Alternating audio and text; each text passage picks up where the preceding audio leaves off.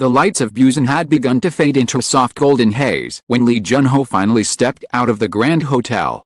His black coat pulled tight against the ocean breeze. The festival had ended hours ago. The echoes of applause still lingered in the city's humid air. Cameras, fans, reporters, he had smiled for them all.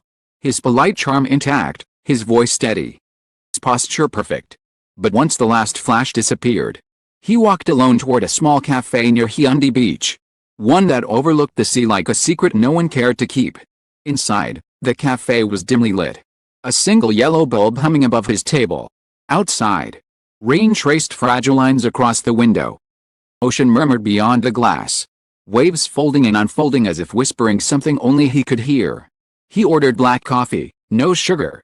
The waitress recognized him instantly but said nothing. She simply nodded, as if sensing that tonight, silence was the only thing he wanted. He was still wearing the suit from the film festival, sleek, impeccable, but heavy with the exhaustion of too many practiced smiles. His phone buzzed once. A message from the manager, "Great work tonight. Everyone loved your speech." He typed no reply. Instead, he stared at the dark surface of his coffee until it rippled from a tiny drop of rain leaking through the edge of the window frame. The journalist entered quietly, notebook in hand, hesitant to disturb the fragile stillness. Jun-ho looked up. His expression calm but guarded. "You can write," said before she even sat down. "But don't make it sound like pity. It's just the truth." She nodded. For a moment, neither spoke. The only sound came from a soft jazz song playing in the background, "Love, Maybe." The melody brought a flicker of a smile to his lips. And she knew instantly what it meant.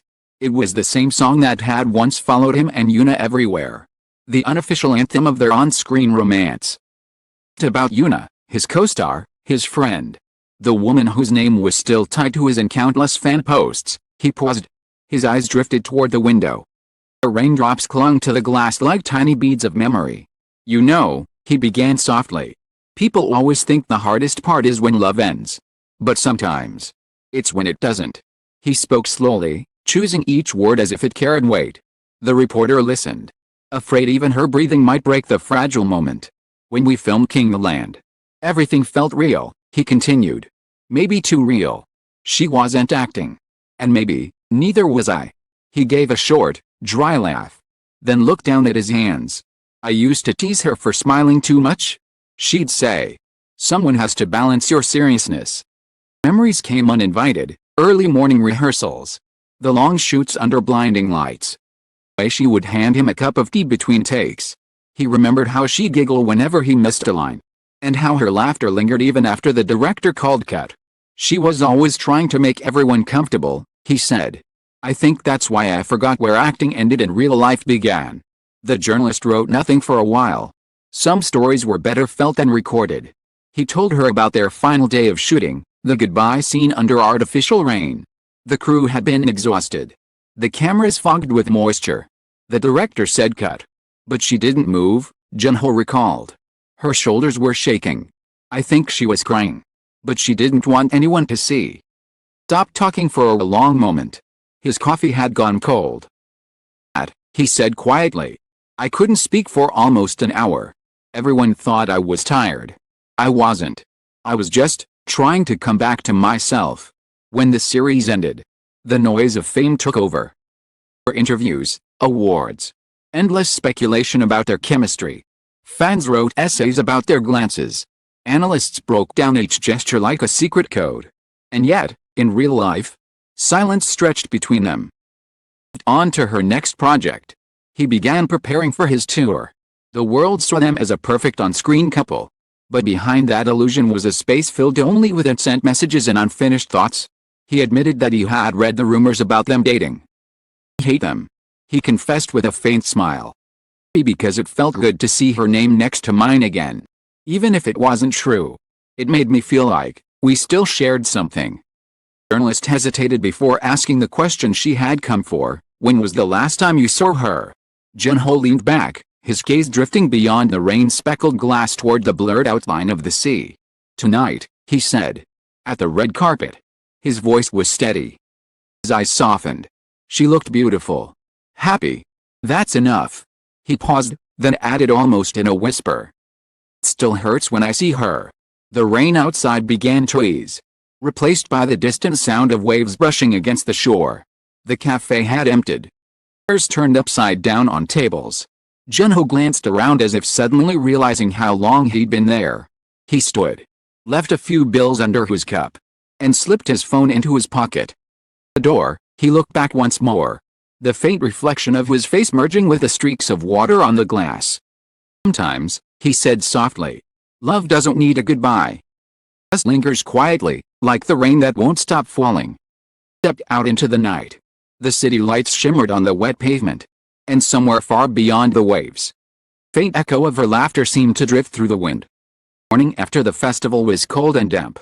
The streets of Busan were still glistening from last night's rain, and the city moved at a slower pace, as if the ocean itself had stayed awake too long, whispering memories it shouldn't have. Junho boarded the early KTX train back to Seoul. A gray cap pulled low over his eyes. By the window, watching the coastline retreat behind layers of fog. Outside looked endless, unbothered. Every wave felt like a reflection of his heart, rising and falling in quiet ache. He scrolled through his phone absent-mindedly until a headline appeared. YoonA shines at BIF. Heartfelt speech captivates audience. The accompanying photo showed her in an ivory dress, smiling under the festival lights. Beneath it was a quote from her speech, "Every project leaves a piece of my heart somewhere." Junho's lips curved into a faint smile. "Kind that hurts more than it comforts," he whispered to himself, so quietly that even the rumble of the train almost swallowed the words. Mine stayed with her. The journey stretched on. And with every passing kilometer, his mind wandered back to the set of King the Land. The heat of the cameras, the laughter between takes, the way her hair glowed under sunlight streaming through the hotel windows they filmed in. He remembered one particular day, the morning she caught a cold.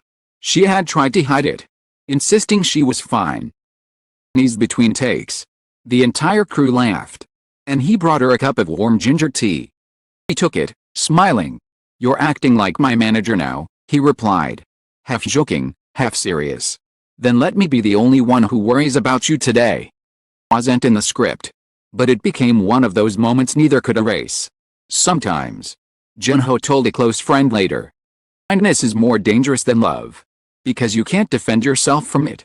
As the train slowed into Seoul Station, the journalist's words from the night before came back to him. "It still hurts when I see her," he had said. It wasn't a line crafted for sympathy, it was the residue of something real. Weeks later, in a quiet studio in Gangnam, he sat down for another interview. This time it was for a magazine feature, nothing dramatic. Just to talk about his music, acting, and future plans. The interviewer, unaware of the story that lingered in every fan's mind, asked lightly, "Do you still keep in touch with your co-stars?" Junho hesitated, then gave a half-smile. "Some," he said. "Others, I keep in my heart." The interviewer laughed, thinking it was poetic. But he wasn't joking.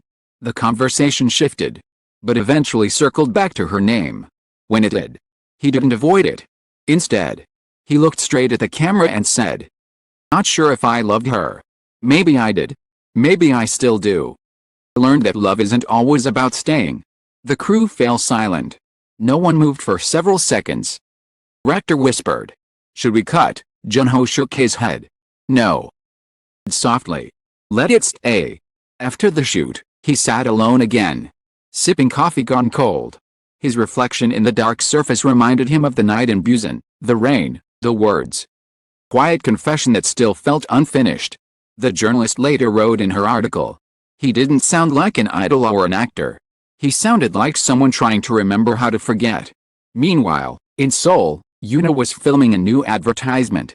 Between takes, she sat near a window, her phone glowing faintly beside her. When someone mentioned Junho's name, she smiled. Voice light but her gaze far away.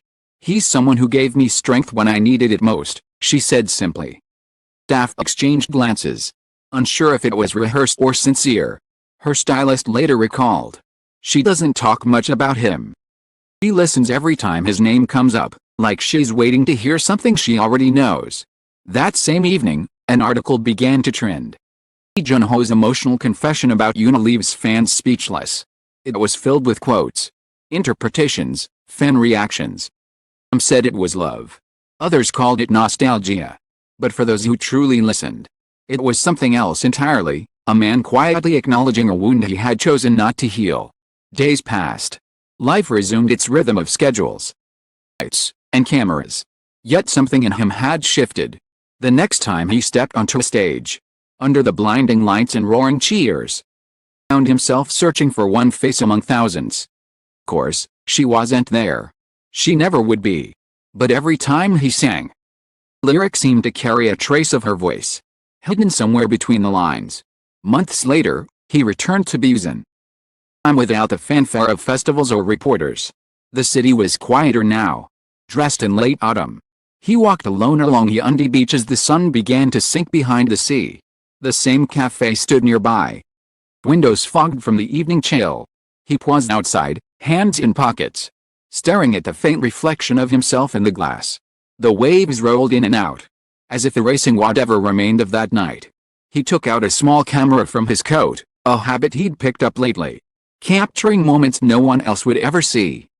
Filmed the horizon, then tilted the lens toward the sea. His voice, barely above the sound of the tide, broke the silence. For the camera, we smiled, he said. For life, we learned how to let go. Soared across the darkening sky, its cry lost in the wind. Lowered the camera, exhaling softly. The sand beneath his shoes was cool, damp, real. There was no applause here. No spotlight, no script.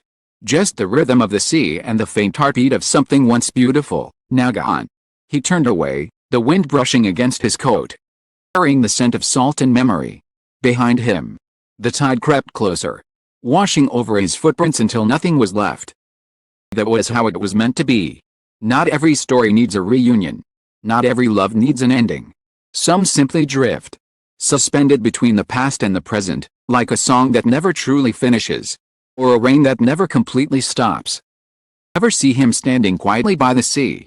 Don't call out his name. Just let him be. Because somewhere between the waves and the silence, Lee Jun-ho has already said all that needed to be said, that sometimes love doesn't disappear, it simply learns to live without being seen.